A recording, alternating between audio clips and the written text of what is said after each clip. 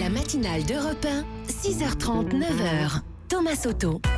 Le débrief de la matinale, les temps forts de ce que vous avez entendu ce matin sur Europe 1. Le président de l'UOIF, l'Union des organisations islamiques de France, Amar Lasfar, était ce matin l'invité de Jean-Pierre Elkabbach et il se dit très remonté contre ces musulmans radicalisés. Écoutez, c'était à 8h. La plupart de ces salopards, je m'excuse du terme, de ces voyous, des surreprés de justice, n'ont pas fréquenté les mosquées. Monsieur Molins, le procureur de la République, le dit. Celui qui nous a foutus sur Nice. C'est quelqu'un qui ne priait pas, qui ne jeûnait pas, mais il nous a embarqués dans une galère. Amar Lasfar, président de l'UOIF, ce matin sur Europe 1. Ce sont bien 4 adolescents qui ont été soupçonnés d'avoir voulu commettre des attentats. Ils ont été arrêtés en une semaine, à Paris, dans la région parisienne. Mais que se passe-t-il dans leur tête ? Écoutez l'analyse du psychiatre Xavier Pomereau, c'était à 7h32. Vouloir exister à travers quelque chose qui est vécu à la fois comme une cause exotique, une cause absolue, tellement radicale que ça permet de ne plus se poser de questions sur pourquoi on est là, qu'est-ce qu'on fait, quel est le sens de sa vie. Je vais exister à vos dépens en vous explosant à la figure. Ces jeunes gens sont en réalité suicidaires sans le savoir. Ça fait 4 milliards d'années que le climat change. Le Sahara est devenu un désert, ce n'est pas à cause de l'industrie. Il faut être arrogant comme l'homme pour penser que c'est nous qui avons changé le climat. Et voilà donc ce qu'a déclaré Nicolas Sarkozy. Ça n'a pas du tout plu à Danny Cohn-Bendit, ça n'a pas du tout plu non plus au climatologue Jean Jouzel. Écoutez, c'était à 7h tout à l'heure. C'est pitoyable pour moi parce que Nicolas Sarkozy, bien sûr, peut prendre position, mais il ne peut pas prendre position sur des arguments qui sont complètement fallacieux. Nicolas Sarkozy est une véritable girouette. Je ne crois pas qu'un politique doive, de cette façon, disons, manipuler la vérité pour simplement faire plaisir à quelques personnes qui l'écoutent. Jean Jouzel à propos du virage climato-sceptique de Nicolas Sarkozy. L'astronaute Thomas Pesquet s'envolera dans 2 mois. Ce sera le 16 novembre exactement pour la Station Spatiale Internationale, l'ISS. Mais alors qu'a-t-il emporté dans sa valise ? Que va-t-il emmener là-haut ? Écoutez, Thomas Pesquet était mon invité à 7h45.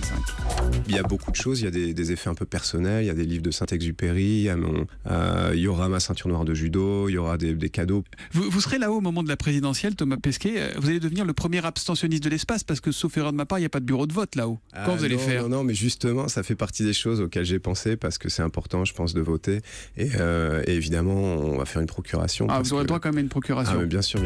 Alors, vous êtes sous le charme de Thomas Pesquet. Bravo Thomas Pesquet, bon état d'esprit, il y a un modèle pour tous nos jeunes. Bon voyage et grosse bise, écrit Christelle sur Facebook, Isabelle sur Twitter. Il fait rêver Thomas Pesquet ce matin avec tout ce qu'il fera dans l'espace, rien que pour nous.